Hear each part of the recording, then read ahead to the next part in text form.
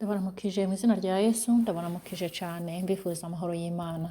Jewe ndi Jeanne Hatunga nkuko mubimenyereye kuri cano, twavuze yuko tuzajya duhana ivyiyumviro, tukagirana inama, tugafashanya. Kandi muribuka neza ko kuri ntuze ya mbere yatanguye twavuze ko tugiye kuja twiga ukuntu twokwita ku buzima bwacu, cyane cyane twavuze ko ubuzima bwacu butagarukira kuri uyu mubiri tubona, umubiri urwara, umubiri upfa, ahubwo twavuze yuko dukwiye no kwita ku buzima bundi, kuko ubuzima twasanze bugizwe n'ibintu bishika kuri bitanu. Physical health twavuze ko ari ubuzima bwacu bw'umubiri tubona ugizwe n'amaraso n'inyama, ariko twavuze ko hariho na social health, ni ukuvuga imigenderanire yanje n'abo tubana, imigenderanire yanje n'abagenzi, inshuti, abo dukorana se, abo twigana nimba ndi umunyeshure.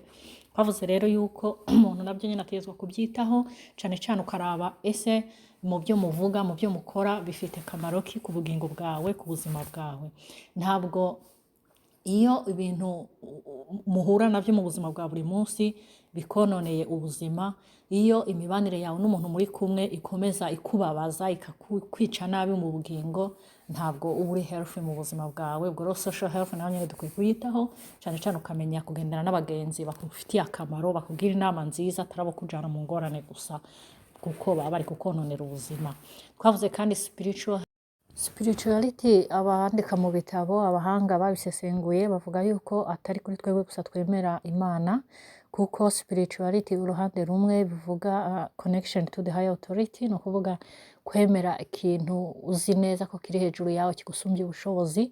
Ubwo rero ibi bica biba kuri twebwe twemera Imana, twemera ko ariyo yaturemye, ko ariyo iganza byose. Ariko kandi spirituality isigura kandi kuba ufise imigenderanire n'ibindi bintu biri impande yawe, ibindi bintu ushobora kuraba ukumva birakunezereye, ukumva neza biraguhaye akaneza mu mutima wawe, kandi ukumva neza yuko nyene uri kumwe nabyo koko indani mu mutima wawe. Ni ukuvuga hariho abantu bashobora kubibona baravye ibiti, bakumva akayaga ko mu biti, bakumva barakonegise neza n'ako kayaga kari ngaho. Hari n'abandi bashobora kubikora bagiye ku mazi, bakabona ko ataco vyonona ku buzima bwawe, niho umenya yuko uri healthy, yuko umeze neza, ko ufise ubuzima bwuzuye. Hanyuma twavuze neza kandi na emotional health, ni ukuvuga mu vyiyumviro vyawe, cane cane muri iyi si murazi ko duhura n'ibintu byinshi bitubabaza, bitwonona, bitugirira ingorane, bidutera ingorane.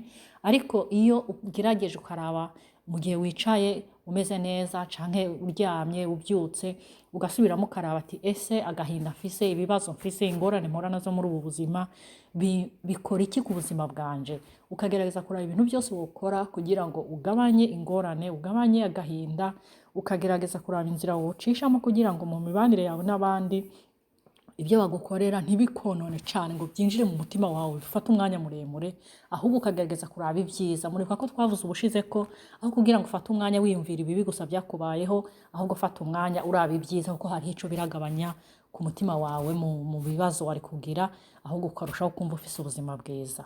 Rero twongera dusanga mental health nayo nyene dukwiye kuyitaho, cyane cyane ku bantu bagiye baca mu bintu byinshi bibabaza, bibatera amatroma, bibatera ibindi bibazo byinshi bitandukanye, agasigara yumva ibintu byose byarabaye bibi, agasigara yumva nta kintu na kimwe yumva yo kwishimira, naho nyene biba byerekana ko afise ikibazo. Dutegerezwa kurondera inzira y'ukuntu twogabanya ibitubabaza cyane, twagerageza kugabanya ibintu byose bishobora kudutera amatroma, ahubwo tukongera ibitwongerera umunezero, bituma ubuzima bwacu buba bwiza. Uno munsi rero tugomba kuraba inzira ya kabiri twocamo, ko ravuze neza ko hariho inzira igihumbi. Inzira ya kabiri narabiravye nsoma mu bitabo bimwe bimwe, sanga bavuga ko utezwa gufata umwanya mwiza, umwanya uhagije, ukaruhuka, ugafata akanya ukicara canke se ukaryama. Icyo ukora cyose gituma ushobora kuruhuka, ntihabe kuruhuka gusa mu mubiri, ahubwo ukaruhuka no mu byiyumviro, ukaruhuka no mu mutwe, ukumva neza ko unezerewe, utekanye. Ni ukuvuga ibibi byo birashobora kubaho ko turi mu isi, ariko gerageza ibyo bibi byabayeho, aho kugira ufata akanya uharura ibibi gusa, ahubwo fata akanya uraba ibyiza, urabe ati okay, kwiba ikintu cyabaye koko nagikoze ni kibi, wikosore wowe nyene uvuga ati okay, cabaye kubera impamvu iyi niyi, nokora iki kugira ngo uwundi munsi naho bizorusheho kuba byiza, nokora iki kugira ikintu cabaye kibi ntikizosubire, ahubwo ngende nje imbere, ntera imbere, nkora ibyiza. nuko n'impamvu rero twavuze ko utegetswe gukora ico bita reflection, nukuvuga gufata umwanya ugaharura ibyabaye, ariko ntubikore mu nzira yo kuheranwa n'agahinda n'ingorane, ahubwo gusa ukabikora ugira ngo wige urabe ibyiza woza gukora mu minsi iri imbere, ugakosora bya bindi bibi byabaye. Kuruhuka, hanyuma ugafata umwanya wo kumva ko utekanye, hanyuma kandi ugasubiramo ukiga isomo. Twigire isomo ku bintu byose bitubako, kuko bakunda kuvuga ngo ubuzima ni nk'icirore dushobora kurabiramo ibyabaye, ariko twobifatiraho icigwa kugira ngo mu minsi iri imbere tubikosore, dukore ibyiza nabyo, kuko bavuga ngo the future start from now. Rero ibizoba ejo no mu minsi iri imbere no mu myaka iri imbere dushobora kubikosora, dushobora kubibyaza umusaruro mwiza dukosoye ibyo turi gukora ubu. Reka tugerageze twige twembi, twige twese, cyane cyane ko twavuze ngo umwe wese niyirabe, mbe woba warafashe umwanya ugasubiramo ukimenya. Kwimenya si ukuvuga ngo nomenya ngo nitwa nde, ngo nitwa Jane Hatunga, oya, ahubwo no kumenya mbe je nkunda iki, jewe nokora iki kugira nkosore ubuzima bwanje bube bwiza. Nimba niyizi neza ko ndi umuntu ufise ishavu, nimba sanze ndi umuntu nkunda gushavura cyane, nokora iki kugira ngo ngabanyire ishavu, kugira ngo ntirikomeze konona mu buzima bwanje, ntishobore konona mu mutima wanje. Nimba sanze ndi umuntu nkunda kuba umunebwe, nokora iki kugira ngo nkosore, ahubwo nkora ibikorwa byinshi byiza kugira mu minsi iri imbere nze ntere imbere, kandi nze ngirire n'akamaro umuryango wanje n'ababanyi n'abagenzi. Nuko rero umwe wese agenda afata umwanya yicare aruhuke neza, kandi afata umwanya wo gusubiramo neza, arabe ibyahise abyigireho akarorero kugira afate icigwa gikosore mu bizoba mu minsi iri imbere. Amakosa yabayeho tugerageze kuyakosora, ntiduhore turi mu bintu bibi gusa, ahubwo dutere imbere tuja mu byiza, tuve mu bwiza tuja mu bundi.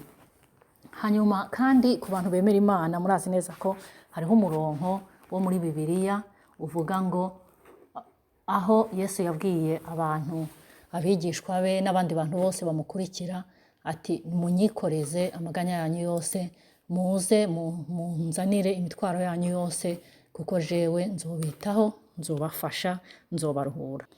Yego, ibyo tubibona mu gitabo cya Matayo ibice 11 ku murongo wa 28, aho Yesu yavuze ati mwese abarushe ndetse n'abaremerewe nimuze musange ndabaruhura.